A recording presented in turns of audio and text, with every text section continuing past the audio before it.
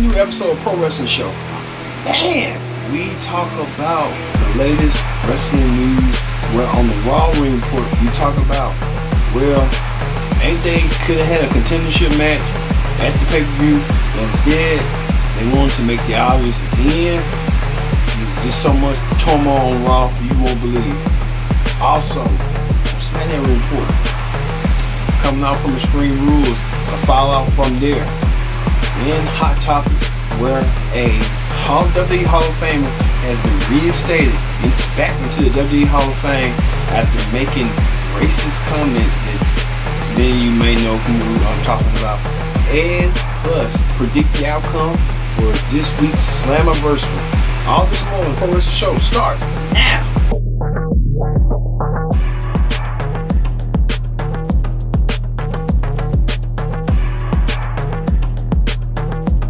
Hello everyone, welcome once again to a brand new edition of the Pro Wrestling Show. I'm your host as always, Kendrick Dix. And here on Connect TV, use the hashtag PSW for Twitter, Instagram, Facebook. Join in the conversation. We'd love to hear your comments, your remarks, what you think of the show. And you see right here the brand new graphics. Well, the graphics still the same, but we updated the font. So it's not plain, it's not boring, it's not simple. We're just sparkling up a little bit, put some finesse to it. But glad you're here to join us here on the Pro Wrestling Show. Let's get started with the RAW report. On the RAW report this week, you won't believe the unthinkable had happened. Following WWE Extreme Rules, General Manager Kurt Angle appeared on the screen and called out Universal Champion Brock Lesnar and told Brock that he had an ultimatum. Either Brock was going to show up on Raw and defend that championship, or he was going to be stripped of the championship. And when I watched the pay-per-view, she was on the WWE Network, I couldn't believe it with my own two eyes. The fans, that got the most reaction out of the whole night. When the fans saw and heard Kurt Angle said Brock will be stripped of the title because Brock's not defending it as he should be. He's holding the WWE hostage with that title whenever he wants to come in. So that was the biggest pop of the night, and I was like, let me hear this again. That was the biggest pop of the night. Brock Lesnar gets stripped of the Universal Championship. Well, speaking of that, Kurt Angle followed, being a man of his word, and followed his decision. He was about to strip Brock of the Universal Championship until Paul Heyman interrupted. And Paul Heyman told the general manager that, Brock has a contract. And Kurt Angle just didn't care no more because he wanted Brock to defend the belt. So Paul Heyman had to give in and give Angle what he wanted. And Angle decided that Brock Lesnar's next opponent will be at SummerSlam. And we had a full array of Raw superstars vying to become the #1 contender and challenge Brock for the championship at SummerSlam. You had the likes of Seth Rollins, Elias, Drew McIntyre, the first Universal Champion, Finn Balor, Roman Reigns, and unknown Bobby Lashley came out and still claimed to tell Heyman and Angle that he wanted a chance to meet Brock. Now, if that happens, Bobby versus Brock, imagine the sales. That would be unprecedented. A fighter from the UFC and a fighter from Bellator. Their worlds collide as one, and then they get square on and get it on. But General Manager Kurt Angle decided that all 6 men needed to earn their shot, so he put the 6 men in a 2 triple threat matches where Seth Rollins and Elias and Bobby Lashley went against each other, and Lashley won the match, got himself a spot for next week's match for the contendership, and then Roman Reigns went against Finn Balor and Drew McIntyre, and he earns himself a spot. Now, next week, as you see right here,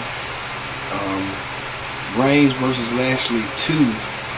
Now, is this mean that could WWE has put that as caveat to Extreme Rules so they can just go ahead and do this? But WWE trying to draw it out, trying to make you wait to anticipation. Now, we don't know yet what's just going to go down between Reigns and Lashley. Let's hope Lashley wins, but my odds on picking is it's going to be a triple threat match because WWE's going to side with the Roman Reigns as Bobby Lashley is going to be the crowd's choice and crowd's pick, so they want to satisfy the two. So they're going to make a triple threat match, and Brock Lesnar's going to have his hands full with Bobby Lashley and Roman Reigns gunning for his Universal Championship at SummerSlam. And it's weird and it's obvious that last year's SummerSlam, Brock Lesnar was involved in the Fatal 4-Way with Samoa Joe, Roman Reigns, and Braun Strowman. And he came out victorious. And then don't forget Braun Strowman carrying that Money Bank contract that someone asked him, I think Renee Young asked him that, hey, you got the contract, why you didn't step up? And Braun said, I got the contract, so I step up when I damn well please. So, you know, he made a good point right there, a good case right there. Alright, speaking of case, you know, Alexa Bliss was the Money Bank winner. She cashed in her briefcase, but Extreme Rules didn't went so well for her. She retained her title over Nia Jax, but Ronda Rousey came out and tried to get her hands on Alexa. And speaking of Alexa, with the help of Mickie James and everybody else, Alexa Bliss will meet Ronda Rousey one-on-one for the Raw Women's title at SummerSlam. It's going to be Ronda Rousey's second opportunity at the biggest stage, so we'll see how this goes at SummerSlam between the two. And I think it's going to be a grudge match. So Ronda's going to be out for another week because she didn't follow the heed and Kurt advice of being suspended. Plus, the B team wins the Raw Tag Team Championship. You would have thought, yeah, you kind of saw the signs when B team kept pinning the Hardys and Bray Wyatt, mostly Matt Hardy. Now they have an opportunity at wearing the gold for now. Now we have to wonder who's next in line to go for the B team's title. And then we found out that the Woken team, or Team Deletion, or whatever the hell they're going to call themselves, are going to invoke their rematch clause, and they're going to challenge and gain their titles next week. So we'll see how this fares between those two. Also,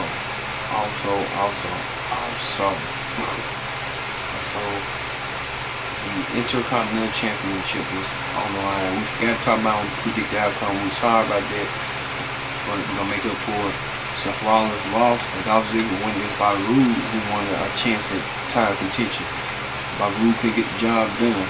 So, you know, hey, what does that say? What does that mean for Bobby Roode going in the future? Is it going to see a heel turn? I would love to see Bobby Hill be the Bobby Hill TNA. And while they're making him softer, they're not making him stronger than he should be.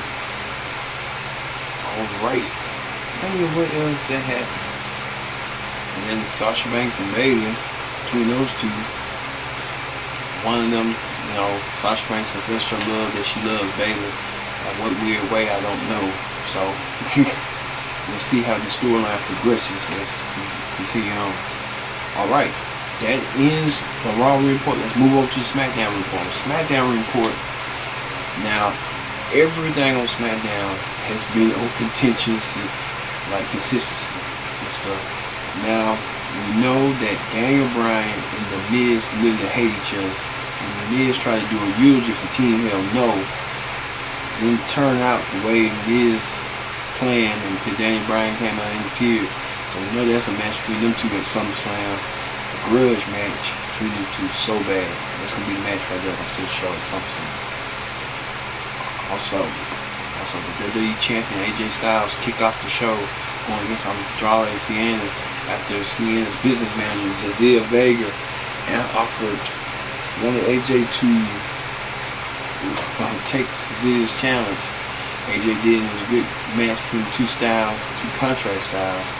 AJ Styles had athleticism and experience against Andrade's youthness and, you know, speed and agility. But Andrade was no quick for the WWE champion, as now AJ Styles waits his next challenger at SummerSlam. And plus, Samoa Joe getting his revenge on Ty Dillinger, even hurting Dillinger even more. Dillinger looking soft as Samoa Joe looking strong. And you got to wonder, is it inevitable between Styles and Joe for the WWE title at SummerSlam? They had it before for the Impact Championship. Now they bring it up to the speed for the WWE title, the most prestigious title. The Impact title is prestigious as well. We'll talk about that on Slammiversary Predict the Outcome. That match now. It was a past Impact title match between Joe and Styles, so I can see that happening at SummerSlam. It's obvious. They just give you the card and it's obvious.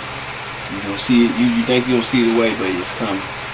Also, Becky Lynch putting herself in women's title contention after having a good stellar match in action. Plus she gets the opportunity next week to go against Carmella. If Becky Lynch wins, she earns herself a championship match at SummerSlam.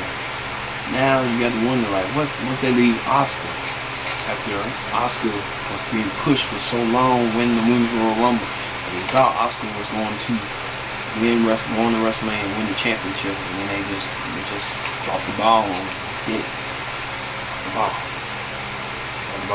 Also, Aiden's English feeling some remorse that he's not cost the Rusev the championship against AJ Styles, and he don't know what to do yet. So it's kind of like a 51-50 situation. Don't know how this is going to react. That's kind of it for the SmackDown. And then the New Day losing against Sandy once again. And plus, man, the United States Championship was on the line as the newly crowned champion, Shinsuke Nakamura, defending against former champion Jeff Hardy after Nakamura won real quick in a quick fashion, despicable way.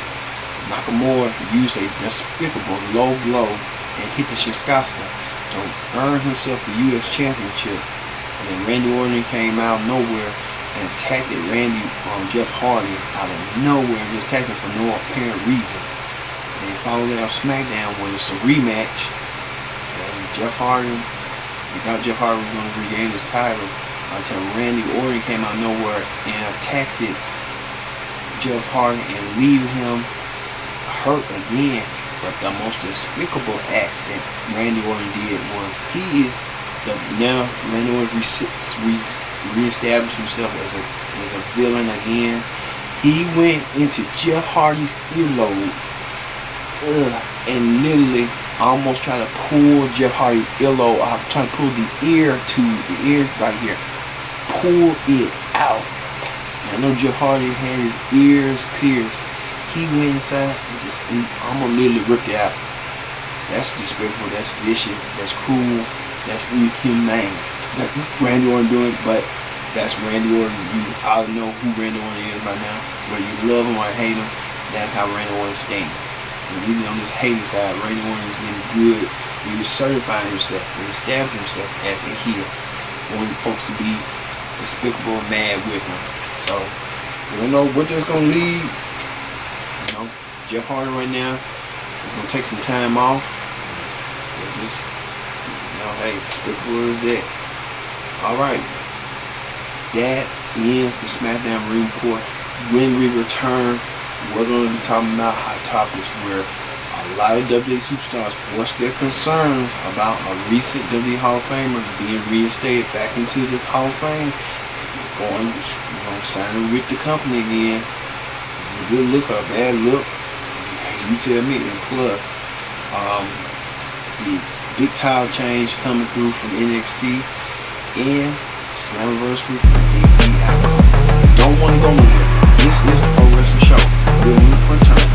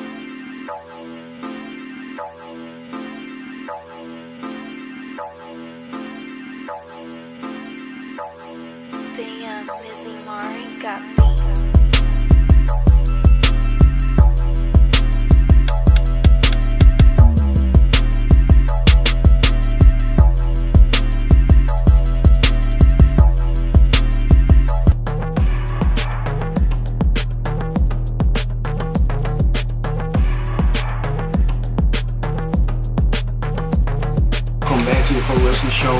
I'm your host as always, Kendrick Dix. Join us in the conversation using PSW right here. For all the ladies here on Connect TV, the Connect TV banner here, growing as always. Thank you for watching us here, Connect TV and Pro Wrestling Show. Let's get to predict the outcome. Predict the outcome this week.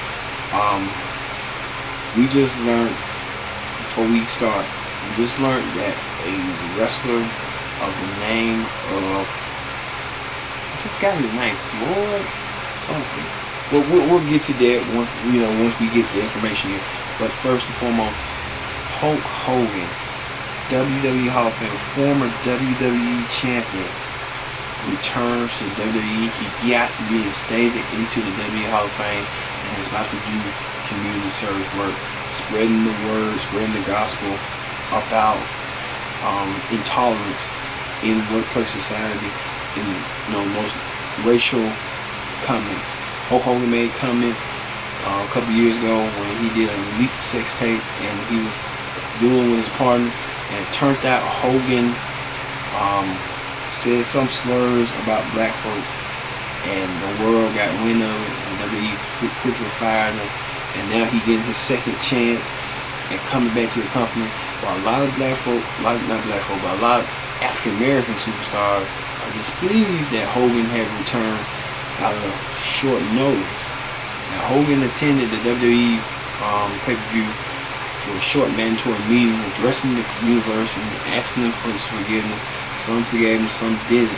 But a lot of people voiced their concerns. Even the New Day, right here, voiced their concerns on this letter that they're going to give Hogan a chance, but they're still skeptical. As well as Titus O'Neil, someone had sent this tweet and called it, and Titus kind of like voicing his concerns.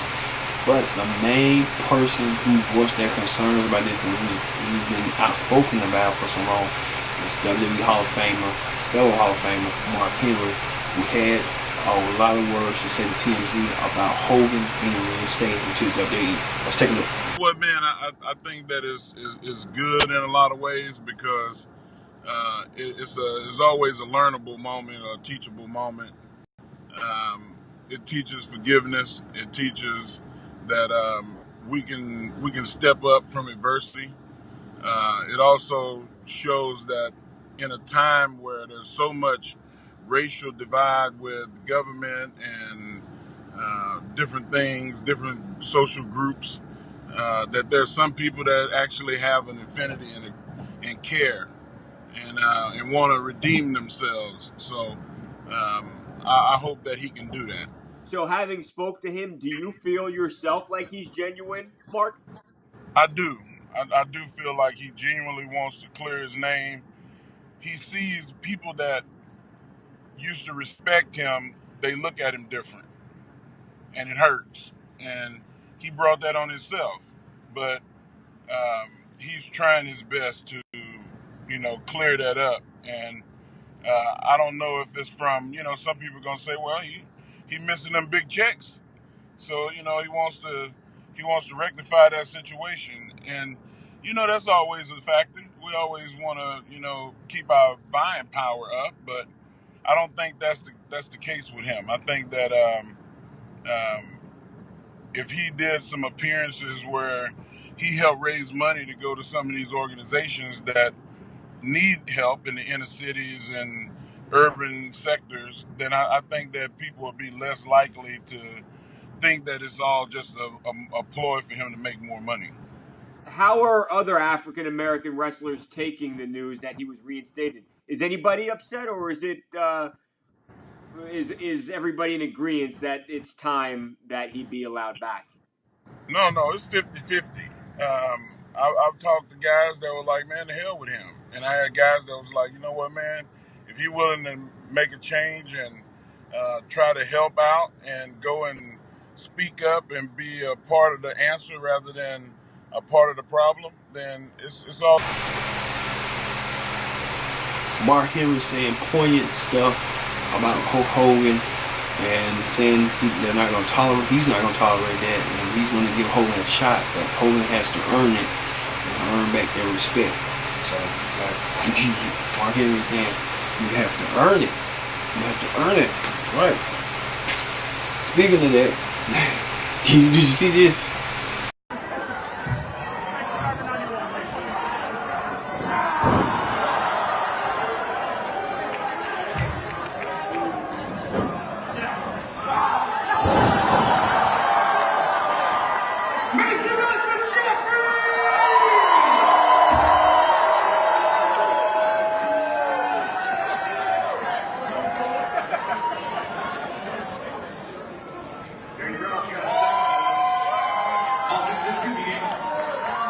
Gay girls making a phone call. What's this all about? Who do you call? Oh no! Oh no! He made a delivery from Amazon! Gay girl made a delivery from Amazon! Oh no! This could be good. This could be good. Close your eyes. Amazon Prime! Amazon!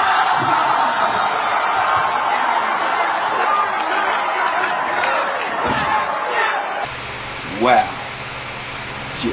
Jeffrey the Giraffe from Toys R Us fame. You know, Toys R Us recently filed bankruptcy, and now Jeffrey the Giraffe has found work as a professional wrestler, giving a clothesline and doing a headbutt or something like that. And this is the most funny. Can you see that one time?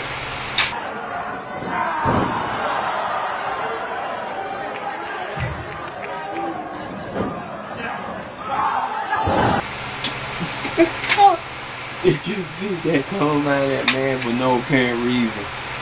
Like, really, Jeffrey the Giraffe? He found work. He found a new profession. Speaking of his also profession, look at these cats. It's the Kid at Royal Rumble. The last kid in standing wins a championship match at WrestleMania.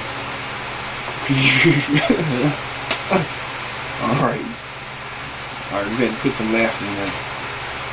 Speaking of big title changes, NXT title has changed, and Aleister Black lost his NXT title to Tommaso Ciampa, and there will be a spoiler coming soon after interference from Johnny Gargano. But we found out that later down the day that Johnny Gargano and Aleister Black will be no more contenders to Ciampa's NXT title in Brooklyn, making it a threat match. So we'll see how that looks between those two. Also, now many of you know the hit show Dallas, and many of you know the famed Dallas promotion from the 80s, World Class Championship Wrestling, which you can see on WWE Network, featured the Von Erich family and the Freebirds. The Von Erich Freebird feud was the most historic rivalry in Dallas, in the world to see, because you never knew it was Texas versus Georgia. The Von Erich brothers against the Freebirds on Michael P.S. Hayes, Terry Bam Bam Gordon, and Playboy Buddy Roberts. So we live on WWE Network, but they want to bring that same nostalgia like they did back in the 80s. And let's take a look at that commercial. All of the Ewings are going to be out of town July 21st. So I've invited the nice wrestlers at World Class to come and stay with me at South Park. What could go wrong? Von Erichs are moving in. Chandeliers, the artwork, and the beautiful furniture. Bulls, llamas, horses. I only care about two things: my freaks and my peaks. Ballin'. Bowling. South Fork is going to join the revolution. South Fork is gonna get booed.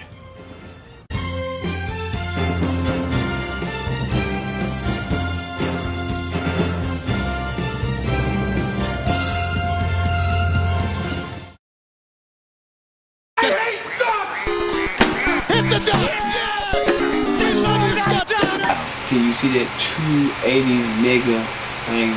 The world is not WWE own World Class, but the World Class brand and the Dallas brand come to South Fork Ranch, and all these wrestling stars coming, and you start styling. Alright. Alright.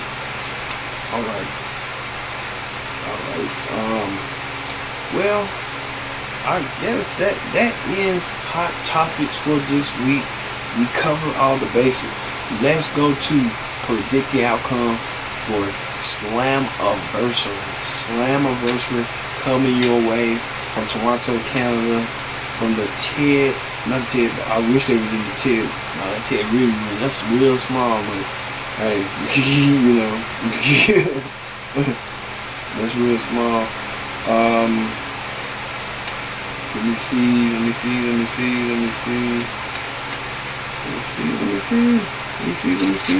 Slammiversary coming your way this Sunday from on pay-per-view. And speaking of Slammiversary, the first match we're talking about is Cage versus Matt Sydal for the X Division Championship. Now I know that Matt Sydal is a small guy. Cage is a huge, massive guy, but before Cage even, was been big, he was small himself. But due to interference from Congo Kong and everybody else, Cage has an opportunity to build on maintain his reputation. And he do so this Sunday night on pay-per-view. But, like I said, my money is on Cage to be the X Division champion. Long overdue, but X Division, that's kind of like open weight, and it's like a cruiserweight title, but it's open weight. So, see Cage wins this, and Cage wins and become a fighting defending X Division champion. Also, a fatal 4-way match. I don't know if this for the X Division contendership or what. But Rich Swann versus Johnny Impact versus Felix and versus Ishimori. Now, expect this match to be high flying at its finest. With these 4 high flyers, grounding and pounding and flying around the ring. You got a couple stars from WWE, a couple stars that been in WWE, and now they can do what they want out in the WWE system. Alright. Now this is the match I've been looking forward to, and I think this match is going to steal the show at Slammiversary. I think Eddie Edwards versus Tommy Dreamer, the change of the guard, passing the torch. Eddie Edwards claims that he's the new innovator of violence. After a series going through a lot of changes, Eddie Edwards was on the right path and started blaming Tommy Dreamer for all his downfall. And Dreamer was there trying to be a helping aid, and now Dreamer gets his shot against Eddie Edwards. And I expect Eddie Edwards to win this match over Dreamer to put him over. So I expect that. Also another important match, Hair versus Mask. Sami Callihan's Hair versus Pentagon's Mask. After weeks of trying to intimidate Pentagon Jr., Sami Callihan finally puts his hair online against Pentagon's Mask after Callihan was mocking Pentagon Jr. with the mask and Lucha Libre heritage. Well, we'll see. I believe Callihan will lose his hair, and we're going to see Happy Callihan go completely crazy, even if bald headed. Alright, the battle of the knockouts, I could call it. Tessa Blanchard versus Allen, former knockouts champion. I think Tessa is going to be a future knockouts champion. But expect Tessa Blanchard to win this match by doing something cheap and doing something to win the match either way. She's going to do something to cheat, I tell you that. Also, the World Tag Team titles on the line as the new LAX versus the original LAX. Because I'm OGs, come on. It's LAX versus LAX. The original LAX versus the new ones. Now, 51 street fight. Anything goes, falls count anywhere, no holds barred. I don't know. The young team can do it, but I think the old team gonna find a way. When you got King in the corner, you never know how this is going to work. There'll be some swerves, I'll tell you that. Plus, Su Yung defends her knockouts title against Madison Rain, who wants one more shot at the gold. Madison Rain has been there before, been down in the dance, and she can do it once again with the knockouts title on the line. So I give it to Madison Rain to win this match. Now also was like honorary mentions were why hasn't Impact, they had Impact this week and they had matches that could have been on the card for Slammiversary, like Joe Henry versus Eli Drake to continue on this story. Maybe they might have, maybe not might have, might just go there.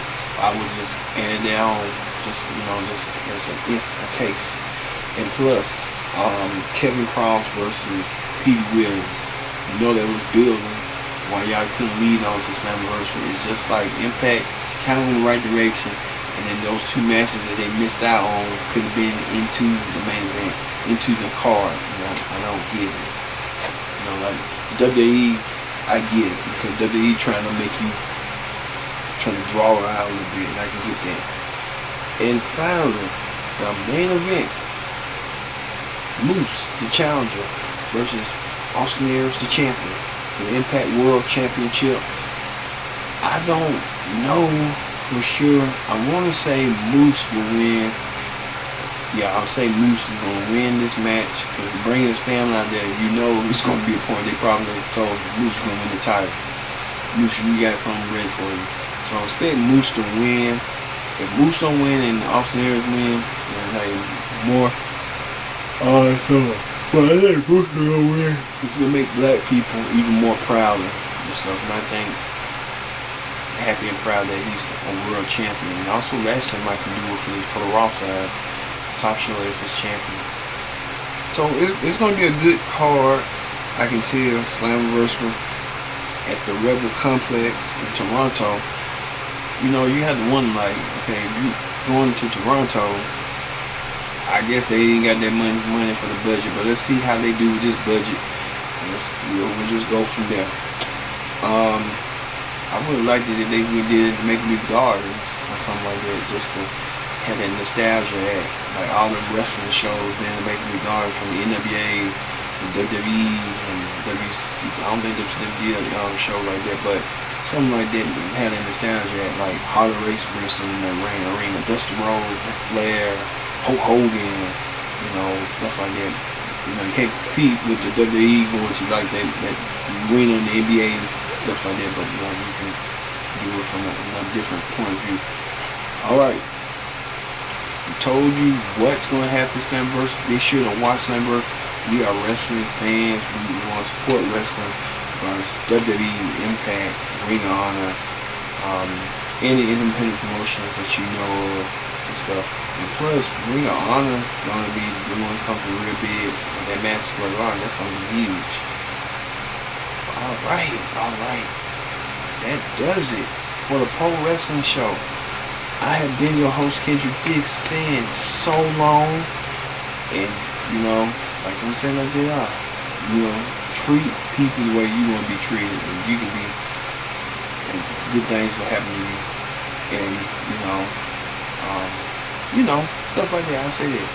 Well, that does it for the Pro Wrestling Show. I've been Kendrick Dix saying so long. We'll see you next week here, PSW.